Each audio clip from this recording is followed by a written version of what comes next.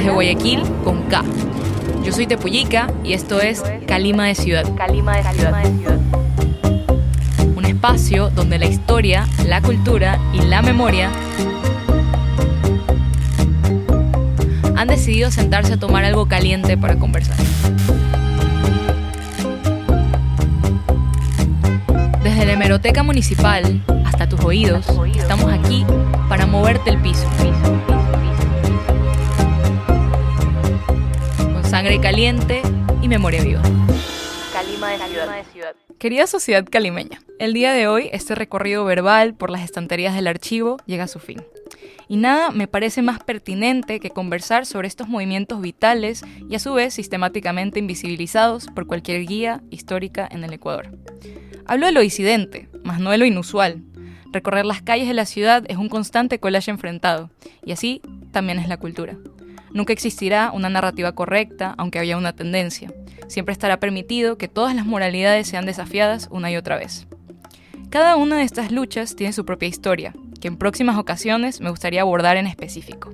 La afroecuatorianidad, las identidades trans y no heteronormadas y el arte urbano. Este programa busca desde su concepción la recuperación de la memoria cultural de Guayaquil. Estas sensibilidades también forman parte de ello. En las revistas que seleccioné para todo este programa, noté que existen diversos vacíos de información en estos ámbitos. El espacio de la negritud es el de las tiras cómicas y el de las burlas. Las identidades trans son presentadas como una atracción más en cualquier circo. Aquí les tengo una cita de 1918 de la revista El Fígaro, que reseña la llegada de Fridolly, una drag queen, al Coliseo de la calle Luque en gira por Latinoamérica. Próximamente llegará a este puerto donde dará una serie de espectáculos en nuestro Coliseo de la calle Luque el transformista e ilusionista de Chile, P. Fridolly, que viene haciendo una gira artística con buen éxito en Centroamérica. Fridolly es un gran ventrílocuo, que tiene supremo don natural y la facultad maravillosa de imitar a la mujer, en la cual concreta los fenómenos de la gestación de vocalización como soprano. Volvemos a repetir la clave del ingenio asombrosamente artístico de Fridolly. Estriba su transfiguración feminista. Pronto juzgaremos la habilidad de este artista de gran renombre. Aquí, en el siguiente número hay una reseña de cómo fue la presentación de Fridolly y que también les voy a leer. Inexplicable, eléctrica, viejos verdes, viejas ridículas, una cantactriz de atractivos, un tenore, borrachos, cargadores, etc. Desfilan por la escena entre aplausos entusiastas y murmullos de admiración. La voz femenina es dulce, suave, de buena intensidad y perfecta vocalización. Mejor que la de muchas tiples. La masculina, llena, fácil. Más de lo que principalmente llevó el entusiasmo al ánimo de los espectadores. Fue la revelación del ventríloco. En este arte, o cualidad, o lo que sea, es prodigioso el señor Fridolly. Allí sí no puede haber trampa. Ese es un don. Este es un extracto, más adelante hablan un poco más de la performance, pero sabemos que no tenemos el tiempo de leer todas las páginas. Y dudo mucho que alguien no haya visto alguna vez un nombre o una frase escrito con letras negras y a veces ilegibles en una pared por ahí y se haya preguntado, ¿quién vino a dañar esta pared? O que más de una vez alguien bien bobo, desinformado y estúpido se ha quedado horrorizado hasta el punto de agredir verbalmente a cualquiera por su aspecto andrógino, ambiguo y pensarían extraño, ¿no? Y miren, a mí me gustaría seguir diciendo todas estas cosas y criticando a nuestro sistema social tan injusto, pero el día de hoy nuestro programa no se irá por ese lado. Vamos a darle la vuelta a nuestra estructura del programa, porque hoy quiero que nuestros invitados, a manera de panel, nos cuenten sus experiencias, aproximaciones y proyectos, que realmente le suman muchísimo a la ciudad y a nuestra perspectiva histórica. A continuación, tendremos, como les dije, un panel informativo liderado por nuestros invitados estrella. Juliana Ortiz Ruano, Andrea Alejandro Freire, que nos acompaña vía Zoom, Maricón de Gueto, a.k.a. Gaspar, creo que lo dije al revés, Gaspar, a.k.a. Maricón de Gueto. Eso suena. Y Mafo López. Ellos son grandes activistas y artistas que nos van a esclarecer mucho mejor de lo que yo podría hacerlo. Así que empecemos con Juliana. Me gustaría que te presentes, Juliana, para que la gente que nos está escuchando te conozca, por si ya no te conocen, porque eres muy conocida, pero igual. Hola, Tepu, gracias por la invitación. Estoy muy, muy, muy emocionada de estar aquí. Me parece la radio y en vivo me parece una experiencia preciosa. Además que sea de nuestra universidad pública y para todos, estoy muy emocionada. Yo soy Juliana Ortiz Ruano, soy de Esmeraldas, de una isla que se llama Limones. Soy escritora, escribo ficción y poesía, también un poco de ensayo. Y me gusta pues la mediación lectora, la educación popular, ese tipo de cosas. Hago más cosas, pero digamos que podemos dejarlo hasta ahí. Ok, buenísimo. ¿Sabes qué? Justo cuando te contacté, me recuerdo que yo te estaba comentando todo esto de que yo sentía que faltaba información, al menos en las fuentes que yo he consultado. Y me comentaste, y esto me dejó, o sea, me interesó muchísimo, que existen materiales de archivo que hablan sobre esta negritud, esta afroecuatorianidad. Entonces, me gustaría preguntarte qué materiales de archivo hay disponibles para estudiar a la comunidad afro en Guayaquil, y para ti, ¿qué es lo que más te llama la atención de estos materiales? Bueno, a mí me llama la atención primero que no son asequibles, ¿no? Que no son de conocimiento popular, y yo culpo bastante, y digo culpo, no digo como, quiero dejarlo claro que culpo bastante a los historiadores, sobre todo, ¿no? Porque han tenido esta memoria, han tenido esta información guardada para sí mismos, ¿no? Y no han hecho un trabajo de democratización de este conocimiento, claro. Primero.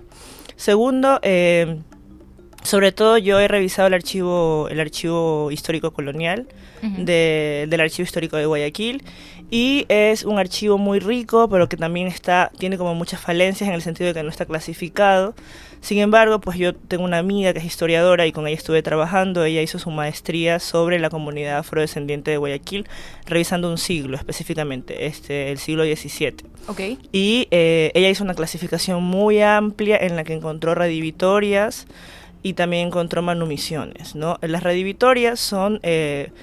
recordemos que en ese tiempo la comunidad afrodescendiente era considerada objeto de pertenencia. Claro, esclavizada. Y una redivitoria es un regreso de una venta, ¿no? Pero además, cuando tú revisas, digamos, porque podemos leerlo, y así lo leen los historiadores más clásicos, ¿no? Lo podemos leer de manera fría, pero cuando leemos bien el archivo y nos adentramos ya con nuestra corporalidad, con nuestros intereses y con nuestra crítica de lo histórico, vemos que lo que le llaman vicios, porque generalmente las redivitorias son cuando tú devuelves una compra porque tiene vicios. Y los vicios o los daños que tienen estas personas son el deseo de la libertad, básicamente. Wow. Devuelves a una persona una compra de algo que no consideras una persona porque tiene el vicio de cimarronaje, que es el vicio de querer escapar del sistema del hacendazgo, ¿no? Okay. Y querer buscar otro tipo querer imaginar otro tipo de sociedad para los cuerpos negros, ¿no? Qué horrible. En Guayaquil, a través de la lectura de estos archivos, a través del trabajo bueno, por un lado de Angie Farfán, de esta mi historiadora que les decía, pero también de Génesis Delgado, que la semana pasada estuvo ella con nosotros dando un taller de arqueología negra que se llama Las manos que construyeron Guayaquil, para recordar que, bueno, que desde 1500 había población negra aquí, que la ciudad fue construida por personas afrodescendientes, que pues todo lo que Guayaquil, digamos que por lo que se destaca Guayaquil en la historia ha sido por las manos negras que trabajaban, ¿no? Los astilleros, la construcción de los barcos, la navegación, la comida, el habla, la plantación, ¿no? Recordemos que Guayaquil no era un Guayaquil, no es la ciudad que conocemos, sino que era un Guayaquil extendido, que llegaba a los ríos, el oro hasta el límite con Manabí, con Esmeraldas, ¿no? Y las plantaciones, ¿quién plantó el cacao, no? ¿Quién plantó el cacao que nos comemos? ¿Quién plantó el café? ¿Quién plantó el algodón? ¿Quién plantó el plátano, no? Son manos afrodescendientes, manos cholas, y usualmente lo que vemos es un vaciamiento de lo histórico. Por eso yo creo que es importante trabajar este archivo, revisarlo, pero desde un lugar crítico, ¿no? Estábamos revisando un texto que entregó Ezio Garay, un historiador de aquí de Guayaquil muy importante, muy conocido, que se llama, pues... Tengo el texto aquí, quisiera leer el título, claro, léelo. Para no... Porque soy la reina de parafrasear y dar malas informaciones. Porque también me gusta mucho jugar con esto, ¿no? No me gusta como esta idea de ser como muy precisa, porque la historia siempre se valida desde la precisión, ¿no? Y las ficciones imaginamos otras cosas. Entonces, este texto que se compartió si no me equivoco, en el 2011 o 2012, a través del Ministerio de Cultura del Ecuador, se llama Exposición Histórico-Social de las injusticias cometidas a los afrodescendientes en Guayaquil de 1777 a 1900. 1900 ya es siglo XX. Imagínate. Y ya se había firmado la Carta de Liberación, de la liberación de las personas esclavizadas. Sin embargo, pues Ecuador tiene una gran historia de esclavización tardía, ¿no? Claro. Que sigue hasta nuestros días con el trabajo doméstico no pagado, entre otras cosas. Y, por ejemplo, en la introducción que hace Ezio Garay, que es una introducción muy problemática, señor Ezio Garay, con todo el respeto que le tengo, siempre está como aclarando que él, primero que él es afrodescendiente porque su bisabuelo es, pero él ya está como en una especie de celebración de la mezcla, ¿no? Que también es esto que siempre se dice, ¿no? Ya no somos afro, no somos indígenas, somos la mezcla, ¿no? Pero ¿qué pasa con las personas que sí son afrodescendientes, son indígenas y qué lugar histórico tienen en el presente, ¿no? No es una cosa solo pasada. Eso por un lado. Segundo, que también todo el tiempo está diciendo que él expone estos documentos, porque también es un documento que tiene archivos, si quieres te lo puedo pasar.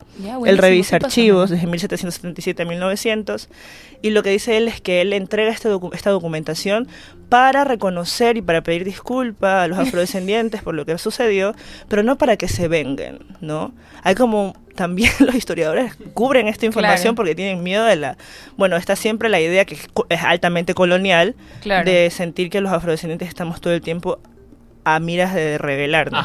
Que sí es así, como todas, ¿no? Como todas las personas que empezamos a adquirir conciencia de este sistema, que intentamos romper con algunas cosas. Entonces también leyendo ya de manera crítica la introducción que hace Ezio Garay, entendemos que también los historiadores ocultan esta información por miedo de que qué puede hacer el pueblo, digamos, oprimido o históricamente subalternizado con esta información. Y yo creo que es importante que podamos tomar esa información, no solamente para hacer papers no académicos, que hay una historiadora muy importante que también ha hecho grandes hallazgos de la población afrodescendiente en la colonia en Guayaquil, que es María Eugenia Chávez. Ella es guayaquileña, tiene unos textos muy importantes sobre población negra. Si no me equivoco, ella fue la que pues hizo el hallazgo de María Chiquinquirá, ¿no? Que es una mujer guayaquileña afro que a través de denuncias y desde un lugar jurídico ella pudo tener su libertad, ¿no? Pudo mediar con su libertad. Estoy haciendo un resumen del resumen. Es mucho más complejo, mucho más largo. Obviamente. Pero, por ejemplo, fue un hallazgo importante porque cuando se habla de liberación en la colonia siempre se habla de los palenques, ¿no? O de los cimarrones, que son personas nómadas que se iban del sistema de hacendazgo a Esmeralda, sobre todo, o a Colombia, etcétera.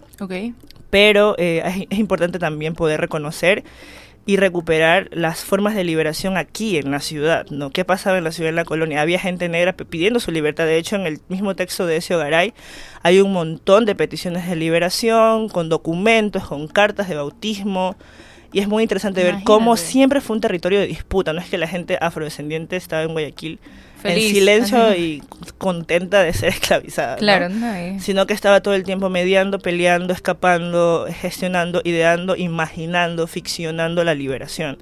Y es importante recuperar esa memoria. Creo que Guayaquil es profundamente negro, ¿no? En el sentido de que es un puerto, no hay puertos en el sur, digamos, en el sur de América que no hayan sido puertos, porque también eran puertos esclavizados, ¿no? Donde desembarcaron personas africanas para ser vendidas y para trabajar la tierra. En el caso de Argentina, por ejemplo, hubo un exterminio muy grande de estas personas, pero aún así si tú vas a un museo o revisas archivos de Argentina hay población negra, igual en Argentina. Pero, por ejemplo, en el caso de Guayaquil no podían exterminarla porque era era lo que sostenía la economía. El cacao, las plantaciones, los astilleros, no podían. Lo que hacían era todo el tiempo, pues, marginar. Esta era la ciudad vieja, donde estamos ahora. La Universidad de Guayaquil, nuestra universidad, la Universidad de las Artes, la gobernación, digamos, era una hacienda jesuita. Recordemos que los jesuitas fueron los que más ingresaron esclavizados al Ecuador. Y la ciudad nueva es pues Las Peñas, ¿no? Claro, el puerto Santa Ana. De hecho, este es un edicto que se dicta, si no me equivoco, en 1653. La construcción de la ciudad nueva por los constantes incendios que había en la ciudad vieja. Sí, igual cuando tú revisas archivos no solamente es por eso, también ellos querían separarse de la clase trabajadora. No querían, por ejemplo, a partir de esto también se crea el barrio del Astillero, ¿no? Claro, por ejemplo, el puente de las 800 varas, que es lo que es ahora la calle Panamá. La gente se quejaba, tú revisas archivos y la gente se quejaba constantemente, los colonos se quejaban, los criollos, porque se topaban todo el tiempo con la gente negra que estaba trabajando, ¿no? Entonces era como, qué asco, ya no me quiero topar con estas personas. Y también esa era la forma de ir separando, ¿no? No, los que trabajan están acá, nosotros vamos a estar acá descansando o ideando, imaginando lo que sea que hagan, ¿no? Lo que hicieran. Y creo yo que es importante recuperar, ¿no? Muchísimo. Es vital. De hecho, para hacer la investigación del programa justamente quería ver qué podía también yo retroalimentar. Y no me encontré con mucha información. O sea, con mucha información como de coger la historia y como sistematizarla. Y es que es difícil. Es difícil, de hecho, yo les recomiendo mucho leer la tesis de Génesis Delgado. Okay. ¿No? Ella es la primera arqueóloga negra, no solo del Ecuador, sino de la región. Y eso es sumamente importante, ¿no? Claro, importantísimo. También es una vergüenza, ¿no? En el sentido de que habla de los límites que hay para acceder a ciertas educaciones, Obvio. ¿no? Pero sabemos que el hacer arqueológico, el hacer histórico siempre ha estado como en una determinada clase social. ¿Y qué pasa cuando este quehacer, esta práctica llega a otros cuerpos, ¿no? Con otras historias? Y ella tuvo muchos problemas para trabajar arqueología negra aquí en Guayaquil, en la SPOL. Los profesores le decían que para qué y por qué. Imagínate. Pero ella hizo grandes hallazgos. Ella de hecho encontró archivos y lo que quiere hacer es hacer pues una excavación más histórica. Encontró archivos de palenques de Guayaquil, ¿no? Que es algo que siempre se supone que los palenques eran en Esmeraldas, pero pues si hay esclavización siempre va a haber resistencia. Increíble. Si hay represión siempre va a haber resistencia. Entonces ella lo que ha hecho es ir buscando los niveles, ha separado en mapas históricos los niveles de resistencia negra en la ciudad de Guayaquil. Qué chévere. Sí, y es muy interesante porque he encontrado, por ejemplo, Zapotal, ¿no? En Zapotal, a través de la lectura de huella de rastro, que es como satelital, Okay. una huella digamos, de casas redondas, que eran usualmente casas de los palenques, y además encontré un archivo donde se decía que en esa zona había unos negros libertos, así como siempre se insulta mucho en el archivo. Con vicio. ¿No? Con vicios, de gente terrible que hablaba una jerga, ¿no? Ah. Esta gente habla en jerga, esta gente está allá, desnuda, mancebada, ¿no? Sí, eso fuera también, de las leyes de Dios. Eso también lo encontré yo en esta vez que estaba investigando esto de la ciudad nueva y la ciudad vieja, que era como que igual hice ahí full reseñas en la época, que es como estos del barrio del Astillero que andan sin camisas, que están robando. Están trabajando. Ajá, ¿no? ¿Cómo vas a andar en camisas están si estás en la haciendo jungla, parece así como que horrible, así como que están por ahí por el bosque. Esa es la mirada igual, desde la colonia, que se le da a los cuerpos trabajadores, que son usualmente cuerpos de color, ¿no? Cuerpos marrones, negros, y por lo menos cholos. En el siglo XX, o sea, un poco ya, o sea, esto de que a principios del siglo XX recién como que, entre comillas, ya para la esclavitud. ¿Cómo se vive esto? O sea, ¿qué protagonismo tiene en la cultura la negritud en el siglo XX? Que es más o menos como el foco del programa, o sea, porque a mí, te juro que a mí me parece muy loco que al menos en estas revistas de caricaturismo político o estas revistas de arte, por lo menos en Mosaicos, hay mucha referencia a lo negro, pero desde las tiras cómicas, o sea, desde la burla. Hay, por ejemplo, en Mosaicos un artículo que es como, esta obra se llama Un montón de negros en un túnel, y es como todo un cuadrado negro, así súper feo. Y es como, no hablamos de negros, sino de políticos, así como que hacer esta referencia como a la negritud como algo negativo. Bueno, porque siempre lo que se revela ante el poder va a ser algo que se va a ridiculizar, como a las feministas, como a las mujeres, digamos, la gente que lucha, la gente de color que lucha, o sea, siempre te van a ridiculizar. Esa es la forma en la que también te buscan la manera de pararte. En el siglo XX, había muchas formas, muchas cosas que hacían, pero puntualmente en Guayaquil, me parece importante rescatar, pues, que la gente peleó, fue parte de las tropas de Eloy Alfaro. Okay. Había muchísima gente afrodescendiente, parte de las tropas de Eloy Alfaro, parte de la liberación también a través de este lugar, porque se les había prometido la libertad. Eso un poco antes de Eloy Alfaro, ¿no? Okay. Desde Bolívar también. Y cuando tú ves, por ejemplo, y revisas el archivo de Bolívar, él decide, tenemos que darles la libertad rápido a esta gente para que no pase lo que pasó en Haití, ¿no? ¿Y qué es lo que pasó en Haití? Que es la primera república, digamos, de América, pero también la primera república negra, ¿no? Y que se mató a todos los colonos. Entonces él sabía que tenía que transar con los esclavizados para que no se rebelen del todo. Y les prometió la libertad, no se dio, siguió teniendo esclavizados él mismo, etcétera. Eloy Alfaro también trae para la construcción del ferrocarril de Durán, y que también Durán era Guayaquil, y es parte de Guayaquil, y era parte de Guayaquil en esa época. Traen a los jamaiquinos, traen mucha gente jamaiquina para que construya el ferrocarril. De hecho, en el himno de Durán salen los jamaiquinos, ¿no? Pienso también en San Borondón, por ejemplo, hace poco estamos en el taller de arqueología negra.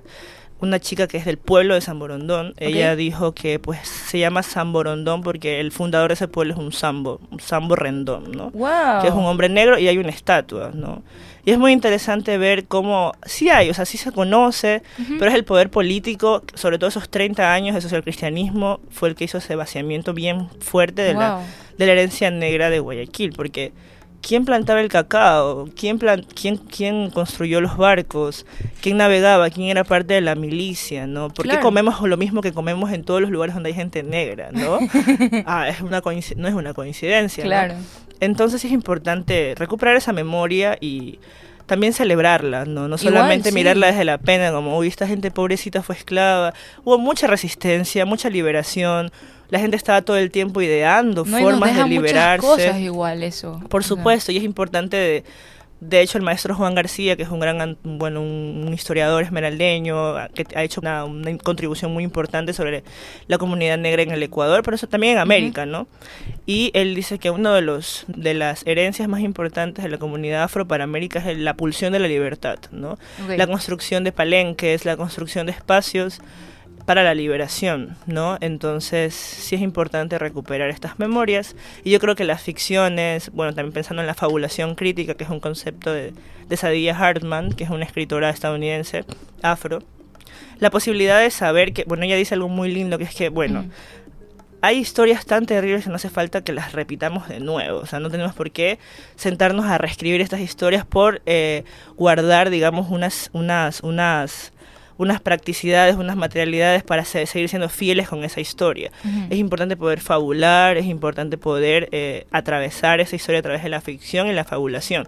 Pero cuando nosotros revisamos archivos esclavistas, sobre todo, que es un archivo específicamente como un inventario de objetos. Qué horrible. ¿No? Horrible, pero es así. Claro. Entonces, como que, ¿cómo podemos trabajar con este archivo? Nosotros como afrodescendientes trabajamos con este archivo desde la fabulación, porque no podemos solamente ser fieles a ese papel, ¿no? Que es un papel que viene del perpetrador. Qué interesante. Entonces, la fabulación crítica, Saidiya Hartman, no sé si todavía está, no sé si está traducida ya al español, creo que no, pero sí es importante poderla revisar. Ella tiene, bueno, hay un ensayo que se llama Venus en 2 actos, que es muy importante, trabaja a través de un archivo de 2 niñas negras africanas que vienen en un barco inglés, ¿no? Y es muy fuerte, muy doloroso, pero es precioso como ella va fabulando con este archivo que duele y que te pasa por el cuerpo, porque si eres afrodescendiente y lees este archivo, te pasa por el cuerpo, es parte de tu historia, ¿no? Claro. Y es importante saber que no es lo mismo acercarnos como cuando nos pasa por el cuerpo algo a un archivo que desde siendo un historiador blanco mestizo. Un número ¿no? más. Claro. Wow. Entonces yo creo que la ficción, la fabulación, la poesía, las artes son herramientas increíbles a la hora de acercarnos a este archivo, ¿no? A esta materialidad que puede llegar a ser problemática y que puede llegarnos a atravesar de diversas maneras. No, y que ahora en el presente, o sea, igual con tu trabajo, yo creo que en el presente reivindica bastante esto y también te da como una especie de tendencia estética muy interesante que enriquece bastante a la poética de Guayaquil y a lo que integra Guayaquil. Y hay mucha gente que está escribiendo, en los talleres que hicimos, hay gente que está escribiendo cosas hermosas. O sea, hay unas chicas de visuales que son artistas visuales, pero están escribiendo poesía increíble. Qué bonito. A través de revisar estos archivos y a través de los talleres de arqueología negra. Entonces hay que darle sin miedo. Siempre va a haber gente que no quiere, o sea, cuando nosotros hablamos con historiadores, sobre todo historiadores blanco-mestizos que no tienen como este compromiso o no entienden, digamos, por qué queremos trabajar con este archivo desde la ficción, siempre va a haber como un momento de complejo, un momento como... Porque también es tener el conocimiento de este archivo y de esta historia, es tener el poder también. Sí. Y ellos sienten que, pues, de alguna manera nosotros en la tergiversación hacemos que ellos pierdan poder. Y es importante poder trabajar desde ahí, ¿no? Desde la especulación también con este archivo. Buenísimo. Bueno, esto ha sido realmente enriquecedor. Gracias. Más adelante vamos a tener estas preguntas conjuntas. Ojalá te puedas quedar porque... Yo me tengo que ir ya, pero les agradezco mucho por el espacio. Muchas gracias a ti, Juliana, de verdad. Entonces, bueno, seguimos con nuestra ronda informativa. Entonces vamos a pasar ahora con nuestro querido Gaspar, a.k.a. Maricón de Gueto. Hola, bichas. Me encantaría que te presentes para todos, igual como hizo Juliana. Dale, por si no me conocen, soy la Maricón de Gueto, ahora gestora cultural, pero también antes hacía activismo, ya no me proclamo desde esa postura tampoco. Ok. Porque también proclamarse como desactivista, la gente te otorga a ti como idealizaciones y pensamientos y cosas que tú debes cumplir, y yo no quiero cumplir a la gente, yo cumplo mis ideales y desde ellos hablo, desde mi experiencia. Bueno, Maricón de Gueto, acá Gaspar, si es que no me quieren decir maricón, no tengo problema con ninguno de las dos, pero acá andamos, qué gusto. Ay, buenísimo. A ver, miren, yo te contacté específicamente por este tema no solo de lo disidente a nivel sexual, sino por toda esta cultura del voguing, del ballroom. Y sé que junto a Jota de los Milagros ustedes tienen esta dinámica que me parece mucho más que una dinámica, que me parece completamente cultural, que es el Kiki Ball. Total. Que creo que ya esta va a ser la tercera edición, ¿no? Ajá, o sea, igual hemos Ajá. venido haciendo este tipo de eventos como agarrados un poco de la cultura ballroom y demás. Ujú. Hemos tratado de hacerlos todos desde antes. Ahora, justamente con el apoyo de J. de los Milagros, que ya está trabajando en la Universidad de las Artes, hemos tenido la posibilidad de articular este tipo de eventos Ok. justamente de manera gratuita, en las que porque nosotras, muchas maricas, no tenemos ni dónde quedarnos muertas.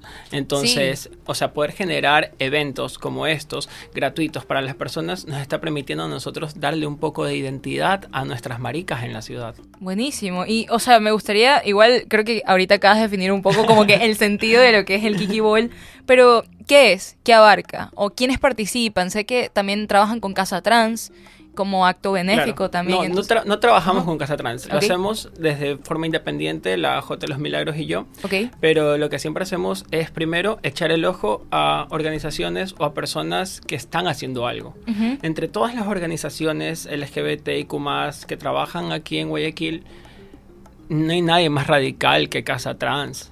O sea, Casa Trans es un hogar que se sostiene con sus propios medios para darle de comer a muchas personas que las botan de sus hogares, que están en situación de calle, que no tienen dónde dormir una noche. Y ella acoge a todas estas maricas, a todas estas personas trans, las tiene en su mismo techo. Ok. Entonces, nadie en Guayaquil hace eso. Y ahí es porque nosotras sentimos como la importancia de apoyar, sobre todo, a estas organizaciones que en serio, desde la autogestión, lo dan todo y lo hacen todo, sin abanderarse sobre todo de una lucha o de nada. Claro. ¿Cachas? Eso Sí, es sí, sí. importantísimo. Entonces, ¿qué hacen en el Kiki Ball? Ahora sí, te cuento. Sí, cuéntame, Ya. cuéntame. A ver, Sobre todo para la gente que nos está escuchando el 29 Totalmente. de junio, a ver. eso sí, invitadísimas 29 de junio en el Max Cine. Las maricas nos tomamos el malecón, como lo escuchan, a un magno evento que es el Kiki Ball en llamas. Pero bueno, el Kiki Ball suena en dos palabras en sí, ¿no? Kiki Ujú. y Ball, que viene de ballroom. Vamos a comenzar por el Kiki. Ok. El Kiki se le mencionaba en las épocas de antes, allá en los 60, 70, 80. Ok. Las mariquitas le decían Kiki a reunirnos a echar lengua, a echar veneno, Ah, a hablar. ok. Eran esas pequeñas reuniones, porque el Kiki es pequeño. Eran esas pequeñas reuniones que tenían entre las mariquitas, entre las amics, ¿Ya? a darlo todo. Entonces, aquí viene la otra parte, que es ballroom. El ballroom en español es Salón de baile. salón de baile. Ajá. Ya, ¿qué es lo que sucede en el ballroom? En la época de los 60, 70, comenzó a haber, era el apogeo de la discriminación. Ok. ¿Ok?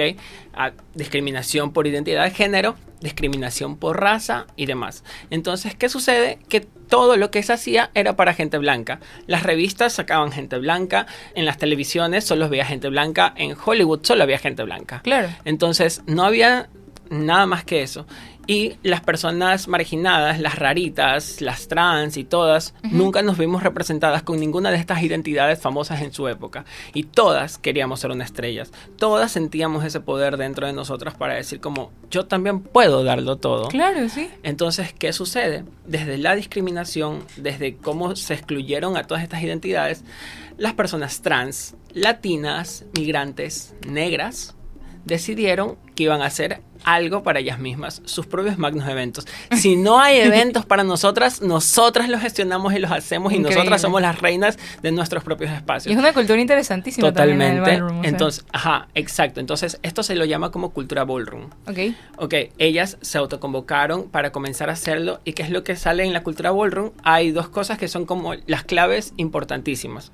La primera de la cultura ballroom es el voguing principal.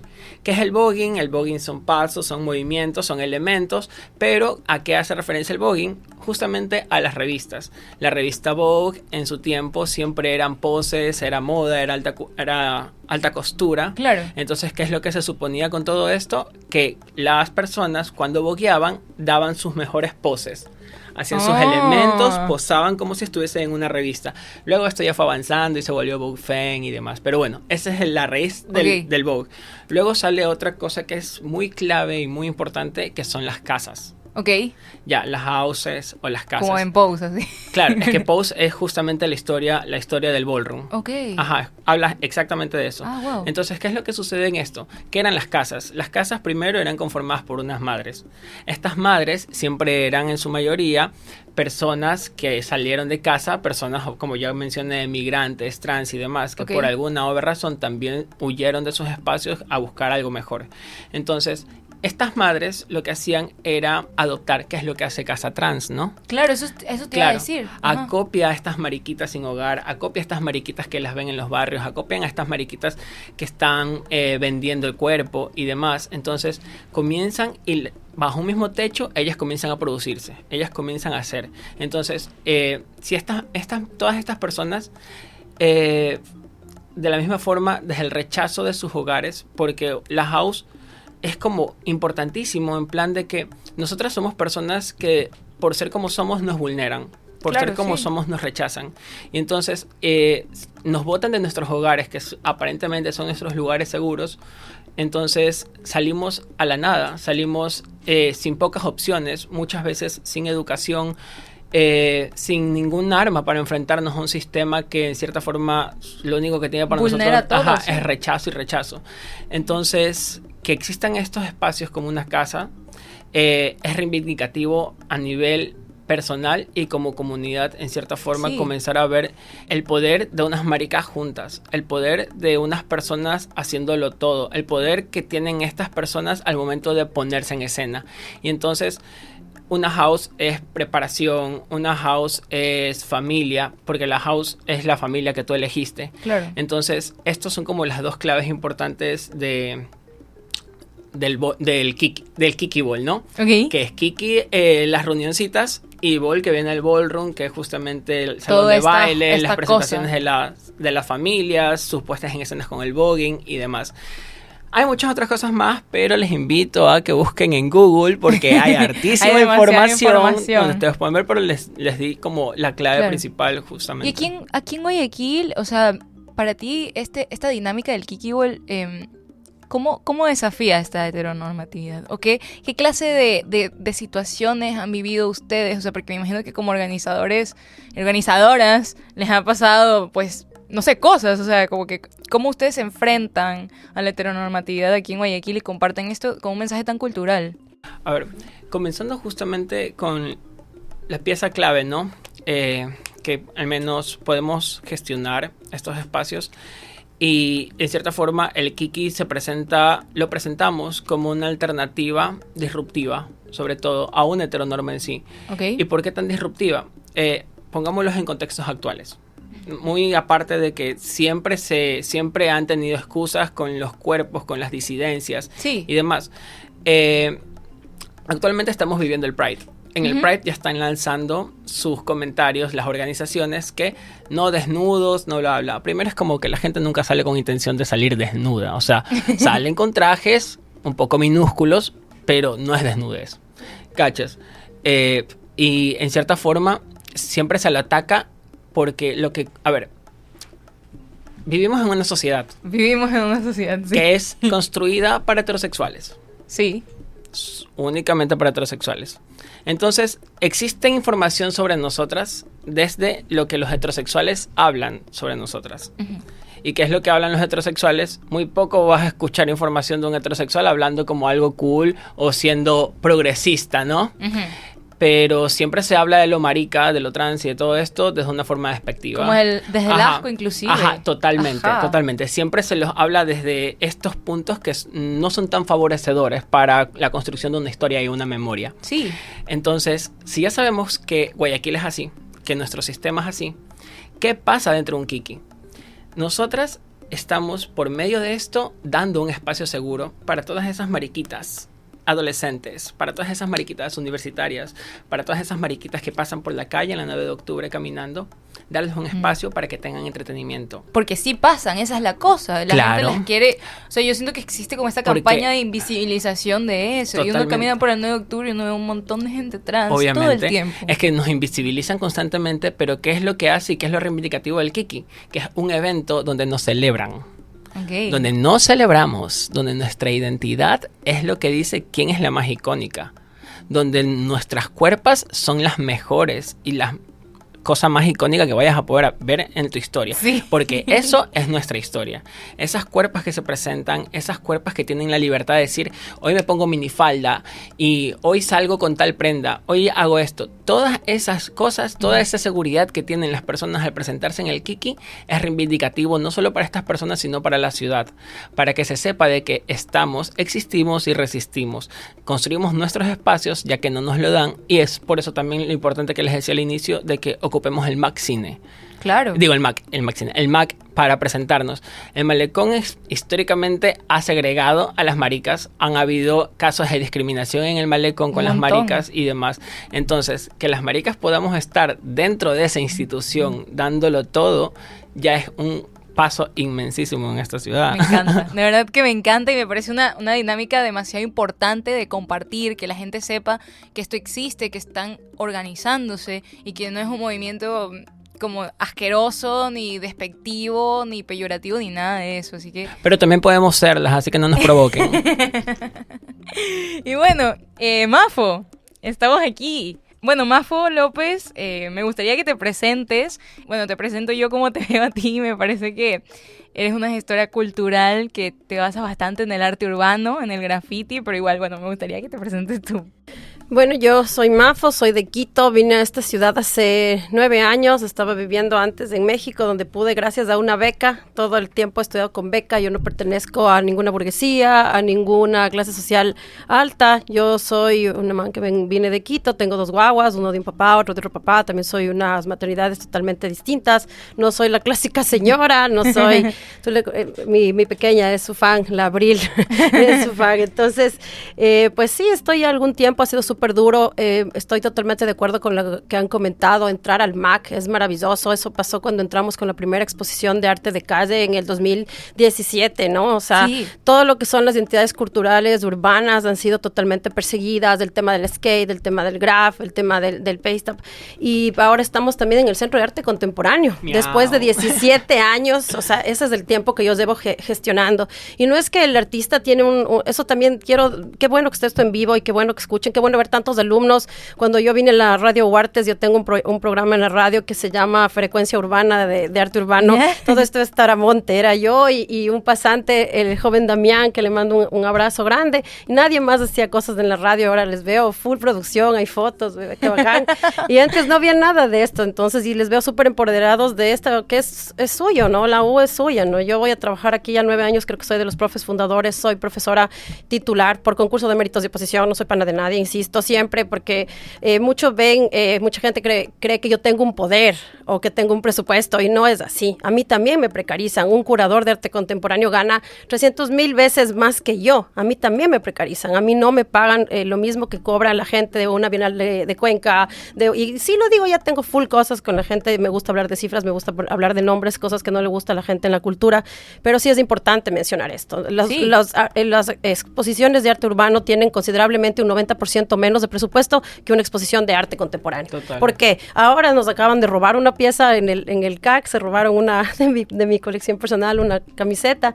Y claro, eso es la expo de graffiti, ¿no? O sea, ahí está una expo de Solo es graffiti. una camiseta. Solo es Una una camiseta expo de grafiteada y graffiti. ya. Solo es una expo de graffiti. Entonces es complejo. Igual la prensa es bien tenaz, como cualquier cosa que sucede. Ay, wow, ¿no? En el contemporáneo, en el moderno están presentes.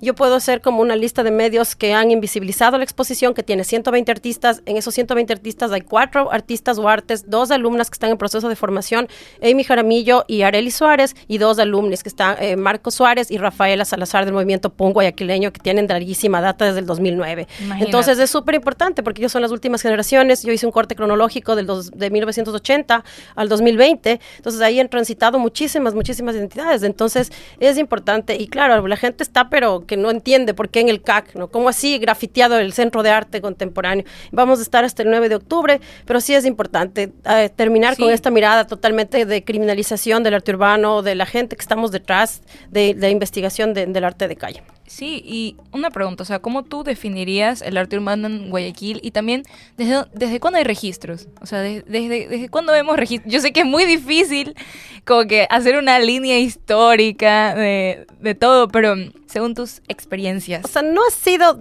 bueno, mi experiencia ha sido compleja. El mundo del arte urbano es bien machista, es bien patriarcal. A mí como mujer vieja, menopáusica, desde ahí me identifico yo, o sea, porque también es como que mujeres tenemos una fecha de caducidad.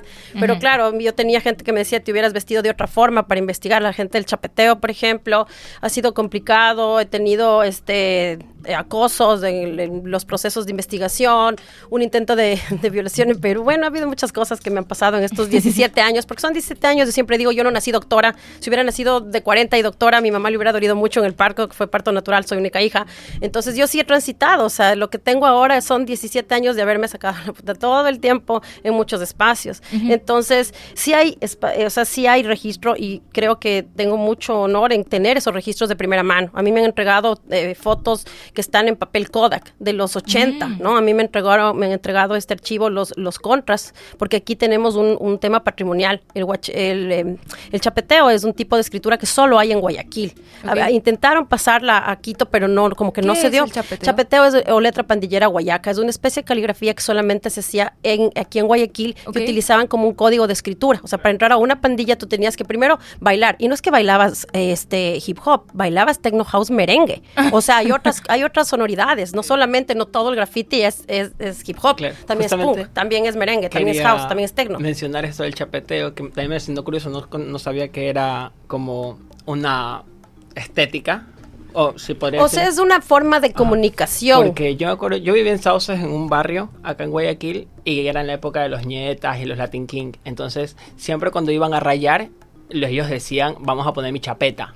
Claro, la chapa es de tu nombre. Por ejemplo, mi chapa es Mafo, y además el número, por ejemplo, Snob 10. Snob es la chapa, pero 10 no es que es la casa. Por ejemplo, el graffiti neoyorquino, el boom del Bronx, ese era tu número de la casa donde tú vivías, pero aquí es de la buceta de donde agarras. Entonces, es Snob 10. ¡Qué interesante! Esa es tu buceta. Yo como voy a pie, 01. Entonces, voy 01. Entonces, es el chapeteo. También me interesaba ver cuál era la presencia de la mujer, porque todo esto es full. O sea, siempre en todos los eventos de arte urbano hay 90 varones, o sea, 10 presencia femenina, feminista. Siempre es así, es bien complejo, pero resultó un tema interesante cuando hicimos de la primera exposición en el MAC en el 2018, Cartografías Paganas, que fue una binacional Ecuador-Colombia. Estaba la gente de la New People, y llegaron las chicas con sus guaguas a hacer sus chapetas, ¿no? Yo dije, ¿por qué no me dijeron que habían chicas también? Entonces ahí empecé a indagar un poco. Pero sí hay registros, hay registro fotográfico. Yo he hecho, a mí no me interesa la bibliografía del historiador, como decía Juliana, del historiador blanco, porque tampoco me corresponde a mí. Claro. Yo lo que me interesa es la investigación de fuentes primarias. Yo te hago una entrevista, yo voy a campo, o sea, yo no soy un académico puro de bibliografía, de marco teórico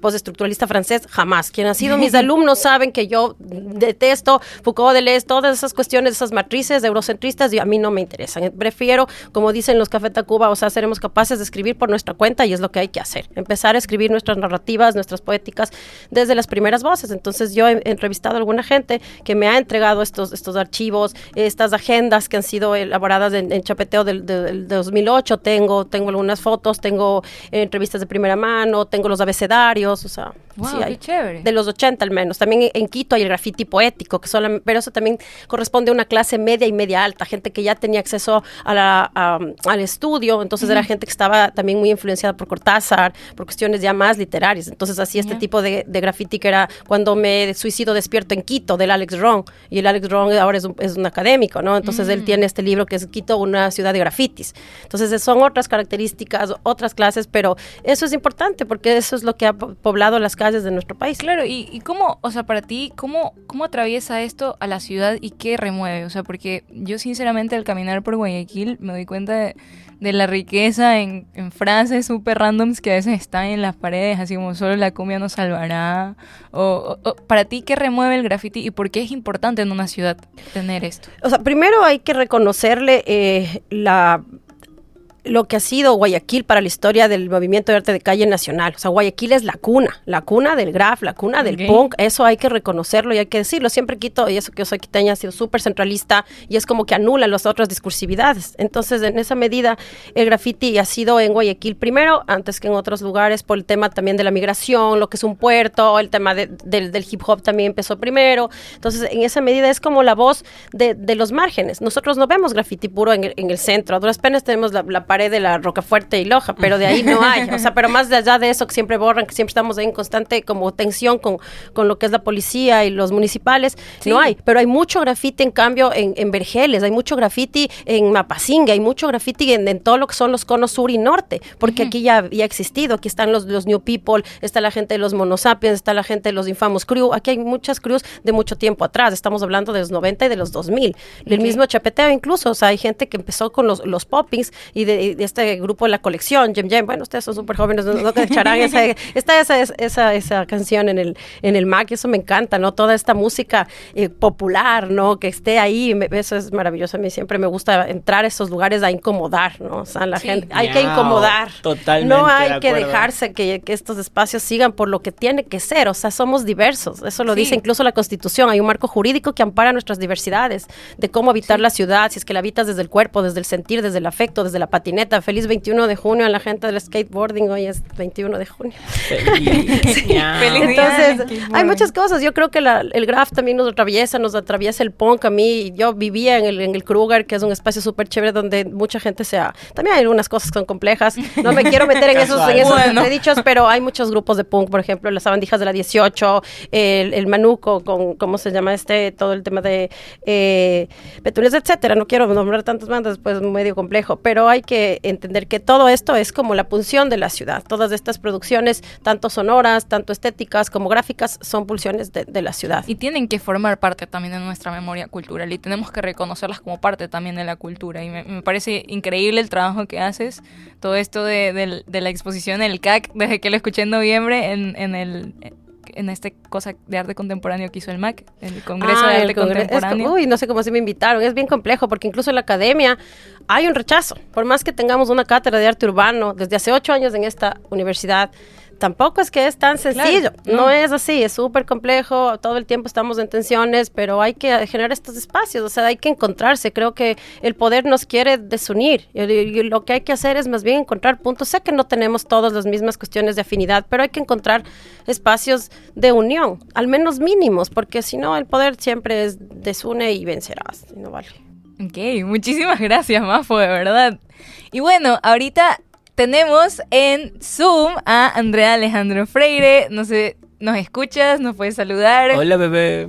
Ahorita está en Ibarra Andrea Alejandro y me parece increíble su trabajo y por eso le invité. Total, es brutal. Andrea Alejandro fue mi madre, padre, en cuestión de conocer sobre la memoria LGBT en Guayaquil, en Ecuador en general. Entonces, como que Andrea Alejandro también tiene unos trabajos justamente increíbles sobre eso. Su tesis creo que fue sobre la memoria trans. Sí, justo quería hablar, o sea, justo quería conversar acerca de eso, porque me parece interesantísimo esto del archivo y todo esto de los objetos trans. ¿Sabes que un poco turro que pasa en Guayaquil es que la gente no tiene memoria de dónde vino nuestros derechos, no tiene memoria de la lucha que hubo detrás de eso? Y cachas que no ha pasado mucho tiempo, ¿no? No o sea, esto fue recién en el 97.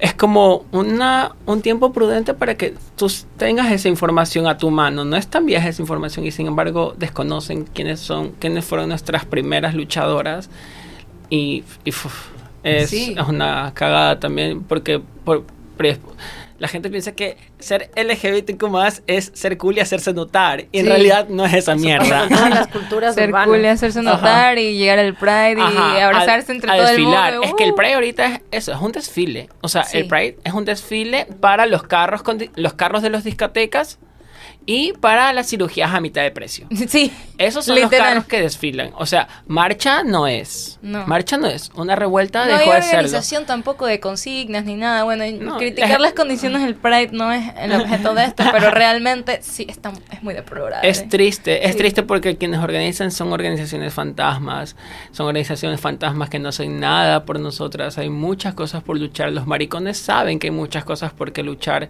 hay vejeces trans, ¿qué pasa con estas vejeces trans? Están en las calles trabajando por comida. Y es turro porque una persona mayor debe estar descansando en sus hogares, no estar trabajando el cuerpo. Entonces, eso significa que hay muchas cosas por las cuales todavía tenemos que tener el pie firme en esta ciudad, pero sin embargo nada. Hay el desfile donde puedes ir a ponerte la ropa más chiquita y mostrar tu cuerpo. Claro. A ver, seguimos intentando contactar. ¿Habla? Oli, Estás Hola, ¿qué tal? Bienvenida. Oli, ¿cómo están, bebecites? extrañándote. Muchas gracias por estar aquí. Ay, qué bueno que hayas podido estar aquí en el Zoom. De verdad me parece súper importante tu participación hoy en el programa. Sé que nos estás acompañando virtualmente desde Ibarra. Igual me gustaría que te presentes como lo hemos hecho todos. Oli, yo soy Andrea Alejandro, soy muchas cosas, pero principalmente soy marica, soy negro y vivo con VIH. Creo que lo que hago se llama hacer arte. Igual que la maricona, que esto me conflictúa la palabra activista, aunque me he dedicado a eso durante un montón de años, pero en el estado actual de las cosas no es una palabra que me guste tanto. Ok. Ya. Pero sí, creo que por ahí también voy siempre, ¿no? Como que mi trabajo en el mundo siempre es como sentirme de una manera y luego decir, así ya no me siento, perras. Miau. Bueno, a mí me llama muchísimo la atención todo este tema que tienes con el archivo de objetos trans. Y me gustaría si nos podrías comentar más al respecto, sobre todo para nuestros oyentes, de qué se trata esto. Bueno, esta es una larga historia que, como ya he contado muchas veces, he aprendido a resumir. Pero básicamente todo comenzó que yo comencé en el activismo LGBTI como cuando tenía unos 15 años, en la extinta ya Fue mi vida, y ahí conocí a Gonzalo Abarca.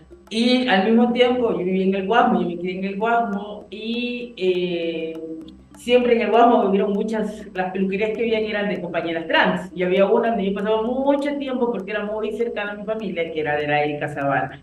Ok. Entonces, ya que tiene que ver esto con los archivos, es que luego en un momento, además yo no sabía primero que la homosexualidad había estado penalizada porque no se hablaba del tema, y digamos que justo cuando estaba, o sea, como que al mismo tiempo que llegaba lo de la despenalización, había llegado la crisis del VIH-Sida al Ecuador.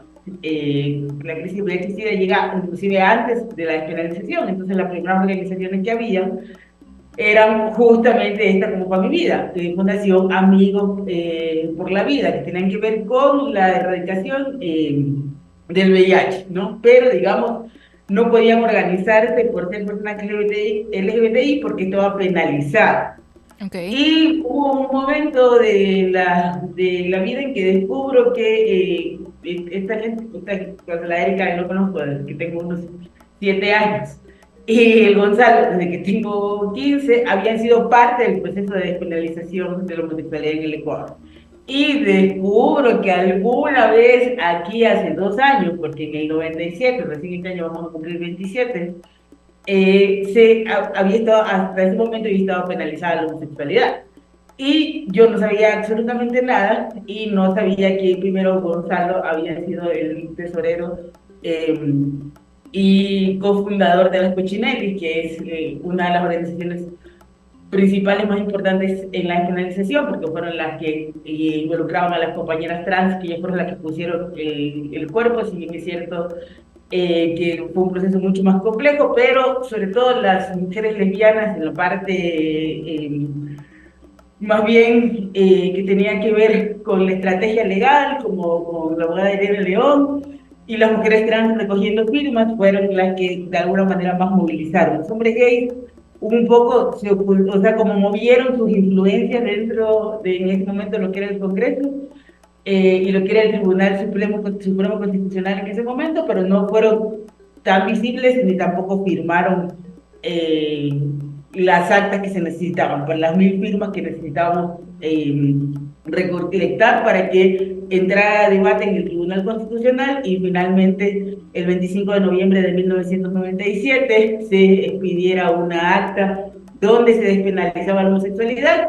Ojo, diciendo no podemos meterla a la cárcel porque tienen que ir al manicomio. Son enfermos, De locas. delincuentes. Wow. Eso es lo que no se dice. Entonces, eso fue un avance, pero no fue de ninguna manera reivindicativo, ¿no? Claro. Y luego descubro que esta otra mujer trans, Erika, fue la persona más joven en recolectar firmas, con 13 años. Wow. ¿Yo qué estaba haciendo a los 13 años? Jugando a las muñecas. Y esta mujer a los 13 años estaba poniendo su cuerpo en las calles para que yo hoy día pudiera estar, para que pudiéramos vivir, etcétera, etcétera. Entonces, cuando yo comienzo a descubrir como esto, digo, pero ¿por qué no estamos hablando como de la historia, ¿no? Y además también un momento en el cual comencé como que a investigar más seriamente todo lo relacionado al Pride y Stonewall, y me di cuenta que eso no era ningún desfile. Eso fue una compa negra trans que se cabreó, otra compa que también era una mujer negra, lesbiana Boch, que también se cabreó, que tiró ahí un ladrillo, y otra compa, Silvia Rivera, de ascendencia latina en Estados Unidos, pegándose con los policías. Eso no era, como decía Maricón de Guetos, ningún desfile de que la cirugía Claro. a mitad de precio. Ya, eso, y no fue nunca el endulzamiento ni el love is love, cosa con la cual yo estoy absolutamente en desacuerdo, porque sí, nosotros necesitamos amar, pero no es lo único que necesitamos. Para amar necesitamos por lo menos tener una casa, Trabajo comida, digno. o un techo, acceder a estar vivas, básicamente estar vivas, ¿ya? Entonces, esta narrativa Love is Love no funciona cuando tú eres una marica periférica o cuando no entras en esta normativa de blanqueamiento de lo gay, ¿no? Claro. Entonces, yo comencé a investigar y decía, primero dije como que estaba muy presente ahí la figura de Marcia P. Johnson y luego yo comencé a relacionarla mucho con Mujerón, ¿no? Que es esta otra compañera que, digamos, Mujerón no se define de ninguna manera. Voy a ser un poco atrevida a decirle que es una persona no binaria, pero ella literal en las producciones que tenemos, en las entrevistas que tenemos, dice, yo no soy ni hombre ni mujer, yo soy persona, es lo que dice ella literalmente. Y entonces me comencé a dar cuenta que ahí se estaban atravesando varias cosas, porque ya ahorita, por ejemplo, en el activismo gringo, inclusive cuando vivía la misma Silvia Rivera, que ella fue la que vivió más años, ella tenía que arrancharles el micrófono para poder decir algo en las celebraciones de Stonewall, ¿no? Que ya ni siquiera tenían que ver con Stonewall. Y porque iba pasando que se van blanqueando, ¿no? Y un poco como lo que pasa ahora, ¿no? Que quieren hacer estos grandes festivales donde importa que vaya X figura de la farándula cis, hetero, Para que sea nuestro padrino y representante. Y que vaya la autoridad de turno, pero no les interesa, por ejemplo, que vaya toda esta gente que es histórica para nuestro legado como personas LGBTI, es decir, las personas que reivindicaron, lograron la despenalización de la homosexualidad, que todavía viven, ¿no? Porque por ahí hay algunita que dice que ya no hay ninguna y que por eso ella dice cómo se marcha y cómo no. Pero en realidad, luego como que también, al mismo tiempo que me di cuenta que no había como esta difusión, eh, decidí como que también comencé a entrar en el mundo de los fanzines, y entonces tuve la máquina púrpura, y cuando yo comenzaba a hacer fanzines que tienen que ver como con la disidencia, porque tampoco me gustaba mucho como lo que me encontraba, porque digamos había toda una ola punk, a la cual también tengo muchísimo cariño, que también pertenezco a eso, pero sí había unas maneras bien complejas de pensar de lo LGBTI en lo punk, ¿no? Porque también no todas las maricas, sí, o sea, no todas las maricas o no todas las personas LGBTI nos encanta el pop, obviamente que sí nos gusta, pero no es lo único que nos representa, lo Claro. rosa o lo suave, muchos también somos, tenemos otros pronunciamientos políticos como acerca de la CAP o nos representan otras maneras de ver el mundo, ¿no? Que no eran así como este estereotipo, ¿no? Y a medida que fui como haciendo esta investigación, yo tenía así como muy claro que me parecía inconcebible que no supiéramos qué era qué había pasado con la historia de nuestro país en lo LGBTI. Entonces yo me volví así un poco como que la loquita del centro iba al orgullo y le preguntaba a la gente si sabía por qué estaba ahí. Y me decían, es que es el Pride. Digo, pero ¿sabes por qué hay un Pride? ¿No? Y entonces como que una de cuatro me decía así como que Stonewall muy borrosamente y les preguntaba si sabían cuándo se había despenalizado la homosexualidad en el Ecuador. Y algunos ni siquiera, igual que yo, en un momento sabían que había estado penalizado. Y entonces yo dije, no, esto se tiene que acabar, como dijo Marco Pillón, esta mierda se tiene que acabar. Entonces de ahí comencé como ese trabajo de investigación, pero a la par de que yo iba recolectando como archivos, porque además muchos de ellos tienen fotos, ¿no? La Purita Pelayo también tiene su archivo documental, y yo manejo como resguardo el de Gonzalo Abarca. Entonces muchos de ellos tenían fotos, pero para ellos eran así como cualquier cosa, tengo así una foto guardada en mi casa, ¿no? De la una, de la otra, de la otra, así que tengo las actas, porque tenían como las actas, las copias de las sentencias, los partes policiales, porque con la despenalización no se acabó casi nada, no hay partes del 2000, por ejemplo, donde está denunciando la CDH, que también es importante nombrar, sobre todo como el acompañamiento de Bill Navarrete, de Alexis Ponce, que en el 2000 a las compañeras, o sea, en una redada a unas compañeras trans, se las llevan presas, les hacen a la fuerza, o sea, sin su conocimiento, pruebas de VIH, muchas salen positivas y llaman a sus familiares a decirle, oye, tienen que recoger a su hijo tiroso y pagarme la prueba. Entonces, esto ya conocimiento como de la CDH y se comienzan a hacer protocolos, por eso Ecuador tenía una demanda instaurada contra Amnistía Internacional por los crímenes de lesa humanidad. Eh, y así una serie de documentos que me voy encontrando, pero a la par, muchas compañeras, cuando ya comienzo a hacerles las entrevistas a las mujeres trans, me iban contando como sus vivencias y me iban como dando documentos o algunas fotos. Y por otro lado comenzaron muchas a decirme, ah, cierto, mira, este rompecabezas que yo tengo aquí era de la Pili. Pero la Pili se fue, nos fuimos juntas a Madrid y ella murió allá. Y cuando ella murió, yo fui a su departamento, ahí estaban sus cosas y yo agarré esto, ¿no? Y comenzaron a dar las cosas así. Y yo comencé a guardar, a guardar, a guardar. Hasta que un día hay una compañera muy cercana a mí, también una chica trans, que tenía una peluquería. Entonces yo siempre iba a su peluquería así a conversar. Un día ella fallece, ¿no? En la noche me avisan que fallece. Y yo voy como en la mañana a su peluquería a tratar de recoger cosas, no sé, como alguna manera de pedirme. Y lo habían botado absolutamente todo. O sea, ya todas sus cosas estaban en la basura. Y lo único que alcancé a recolectar fue una peinilla. Y desde ahí dije así como, no, o sea, esto no puede volver a pasar. O sea, como sus objetos, ellas siguen viviendo en sus objetos. Yo siempre digo que vivo así como un eterno altar por los lugares donde me mudo, me llevo las cosas de las compañeras. Entonces ahí están sus energías, les pongo a velas, etcétera, etcétera.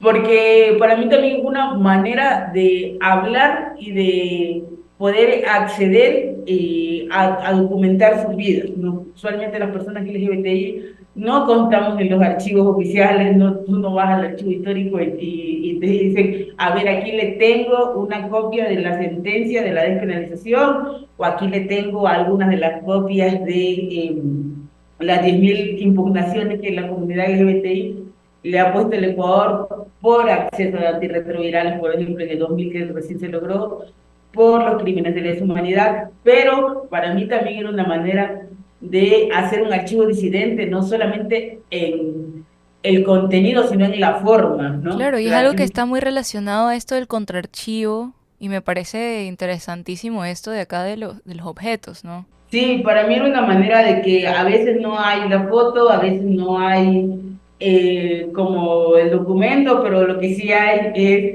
las muñequitas de la quinceañera que la compañera se mandó a hacer, lo que sí hay es la carta que le mandó al sátrapa que era su pareja, no es lo que sí hay es como la postal y lo que sí hay como otro universo objetual y otro universo de archivo que también para mí ha sido importante ponerlo a convivir con también esas narraciones oficiales que hay, ¿no? Porque también tengo, ¿no? Un archivo de qué decían los periódicos en ese momento, ¿no? Y decían así cualquier cosa, ¿no? Así como las mariquitas se ahogaron en el río, porque había métodos de tortura que eran llevar a las compañeras al puente 5 de junio en el caso del malecón de Salaba y Guayaquil y darle dos opciones. O corres con los tacones y yo disparo y a donde te caiga, o te tiras al río, ¿no?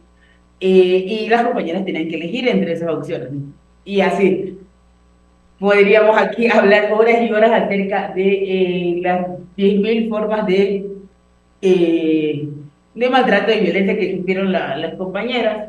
Y que lo que es inclusive más problemático es en el actual estado de las cosas, ¿no? Es como pareciera que el Ecuador, por tener el matrimonio igualitario, estuviera siendo un país avanzado, pero nada más lejos de eso, ¿no?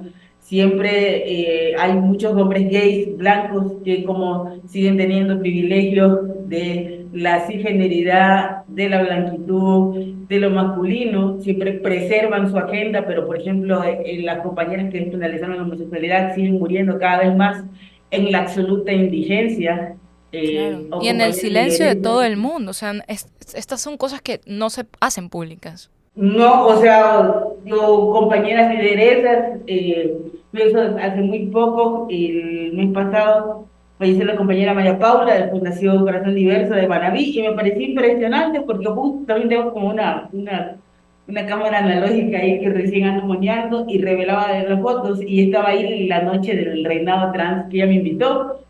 Y claro, y ya cuando ya logro revelar su foto, ya no está entre nosotros, ¿no? Ya la compañera falleció, ¿no?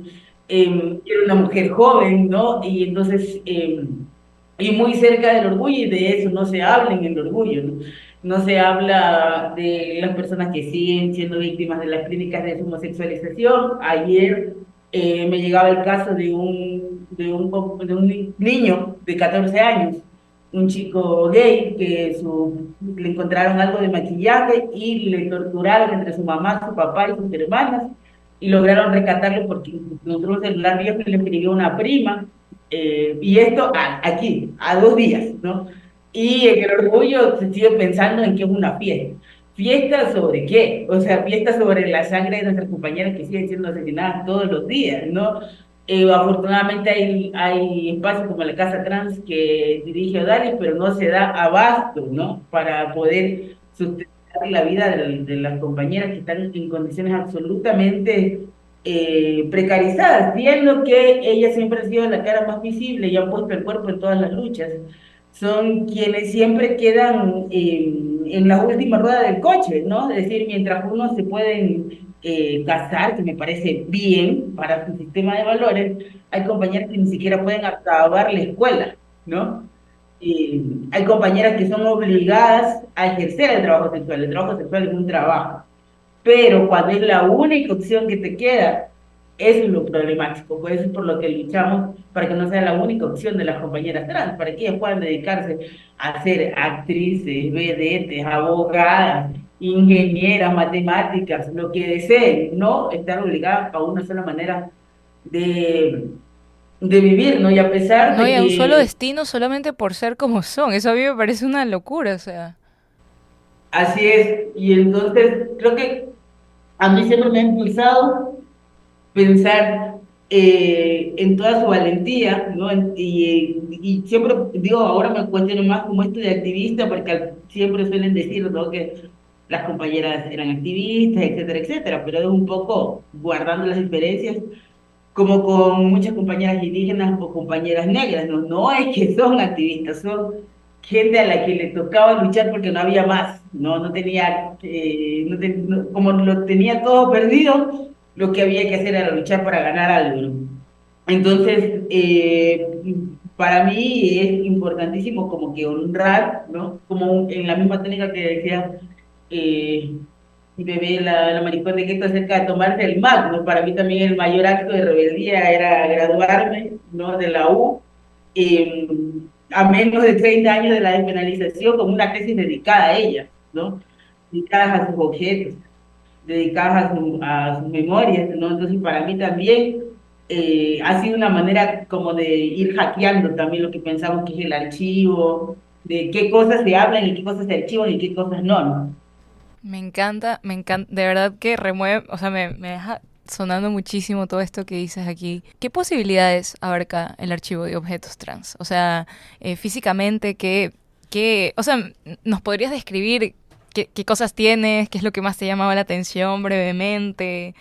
¿Y desde cuándo tienes cosas? ¿Desde qué fechas tienes más o menos como materiales? El objeto más antiguo viene de 2010 y de ahí se sigue llenando, cada vez se sigue llenando, porque recién, hace poco, la semana pasada, estuve en LASA, que es este Congreso de Estudios Sociales, entonces justo estaba hablando de los archivos disidentes, no se me acercó así como también una persona trans y me dijo, ay, mira, esto yo he guardado mucho tiempo de mi madre, de la casa, no sé qué, te lo doy, ¿no? Y me dio.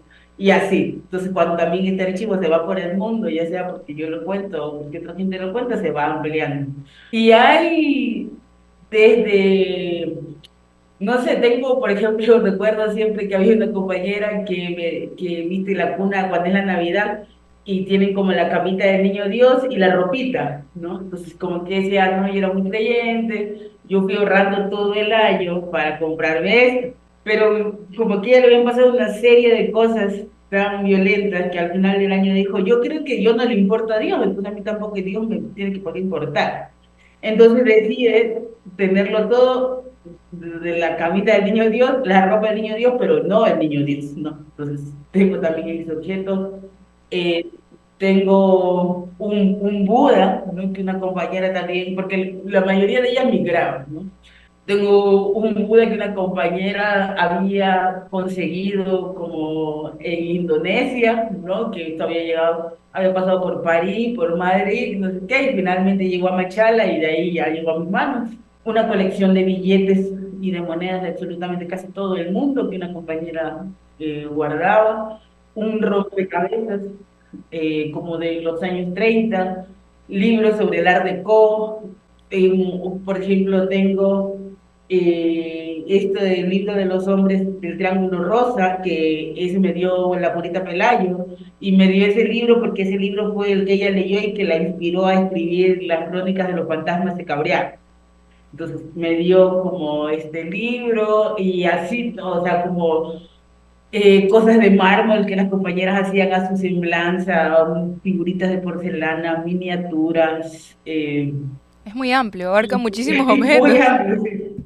Wow, qué increíble de verdad todo esto que me cuentas. O sea, de verdad creo que es una historia que tenemos que conocer y que es muy importante la labor que estás haciendo. De verdad, muchísimas gracias por lo que haces. O sea, sé que no existe como una retribución histórica que nadie pueda tener por estas como crímenes y discriminaciones sistemáticas que sufren todas estas cosas que estamos conversando hoy, pero de verdad creo que es hermosísimo esto de reimaginar también este archivo, ¿no? Y bueno, creo que este ha sido el bloque informativo más grande que hemos tenido en toda la historia del programa. Hemos hablado un montón de cosas y normalmente aquí iríamos al segundo bloque donde ponemos las publicidades y todo, pero creo que ya por temas de la hora sería mejor pasar a esta parte en la que conversamos todos, que se ha alargado muchísimo, de verdad. Muchas gracias a todos por escucharse, por compartir. Y bueno, les tengo estas dos preguntas que me gustaría hacerles en conjunto, ¿no? Como que, ¿cómo suman estas temáticas a la generación de una identidad nueva en Guayaquil, cultural nueva?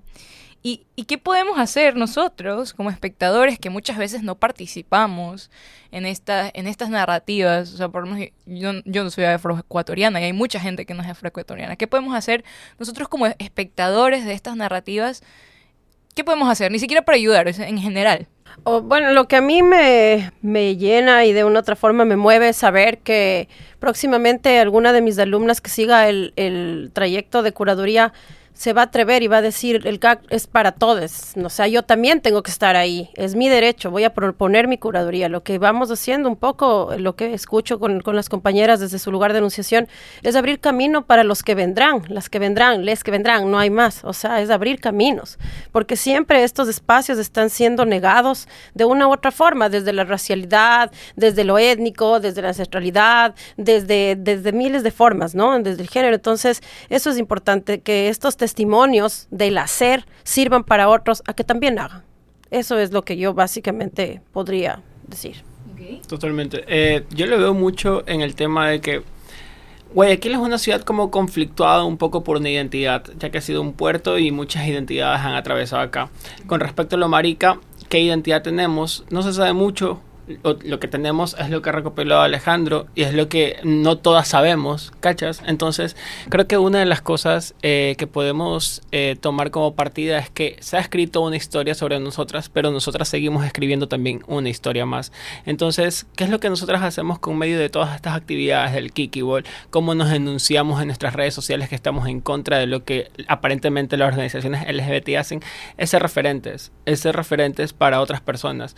Yo cuando era adolescente, yo nunca tuve un referente de una persona trans no binaria. Mi referente era el maricón al frente de mi casa, que le decían el maricón. Entonces, la sociedad le dijo a ese que era el maricón, yo soy ese maricón ahora. Entonces, esa es mi identidad. Entonces, desde mi identidad, desde lo raro, desde lo que cada una se percibe de sí misma, comenzar a ser referente, no solo para nosotras las amiguitas, sino para muchos adolescentes, muchas personas que pasan por la calle que solo dicen como wow, también hay otra forma de ser, y por medio de estos eventos también decirle a la gente como que miren, no es que solo hay una forma de ser, sino que también te celebramos por ser quien eres. Entonces, claro. Totalmente. Y entonces, una manera digna también de ser. Obvio. Entonces, poner nuestra identidad como cuerpo político dentro de la ciudad para ser un referente para muchas otras personas que van a pisar el camino que próximamente estamos por construir. Ok. Andrea, Alejandro. Yo un poco también siguiendo la línea de la Maricón de Gueto, sí, para mí es justamente como abrir el camino, o sea, yo sé que como que muchas, yo siempre hablo de mis ancestras, para mí ellas son mis ancestras, ¿no? Y además tengo aquí mi estudio rodeado de ellas y decía, claro, de la primera, por ejemplo, la primera reina que tuvimos luego de que se despenaliza la homosexualidad y era justo la declaración de los 50 años de los derechos humanos. Y les invitan, entonces muchos agrupaciones de izquierda no querían marchar con los maricones, ¿no? Y la CDH le dice, no, o sea, ellas no se lo van a marchar, ellas van a encabezar la marcha, ¿no? Y ahí está una copa negra bellísima con una banda que dice, ¿no? Señorita Cochinelli 1998.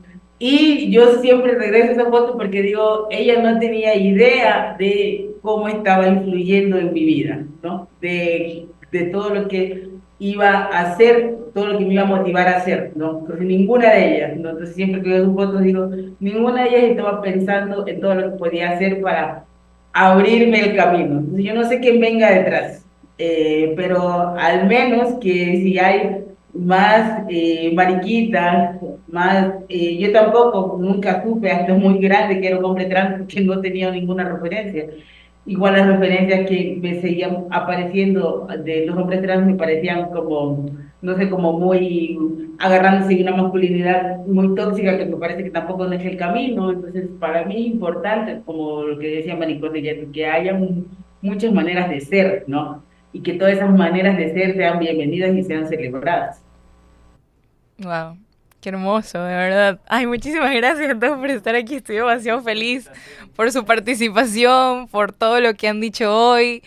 También, bueno, le quiero agradecer ahí a Maite, que está en el fondo y ha estado en los 7 episodios de Calima de Ciudad, a todo el mundo, Emilio que está grabando ahí, que me está grabando. Muchas gracias a todos por sintonizarnos. No sé si ustedes quieren decir algo para ya finalizar todo este programa.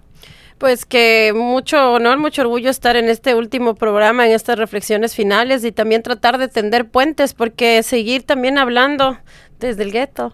Hay que juntarse y ver qué otras herramientas podemos unir, ¿no? Sí. Porque si nos seguimos, es lo que siempre también digo en clase, los que estudian literatura están solo con los de literatura, los que están en música solo con los de música. O sea, sí, hay que abrirnos y hay que abrazarnos. Yo sé que las luchas no son iguales, las violencias no son iguales, son bien profundas y las cicatrices también, pero es necesario, insisto, o sea, el poder nos quiere divididos y eso es muy complejo. Es mejor buscar puentes, alianzas, abrazos y afectos que más cosas que nos desunan. Eso nomás.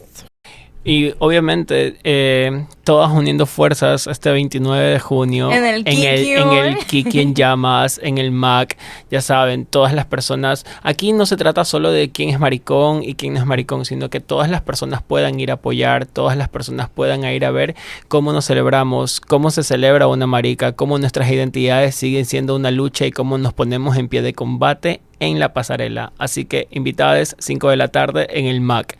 Nos vemos. Buenazo. Entonces, y que lleven a los niños, las niñas y a los adolescentes porque tienen derecho a elegir otras formas. Yo llevaré a mi Abril.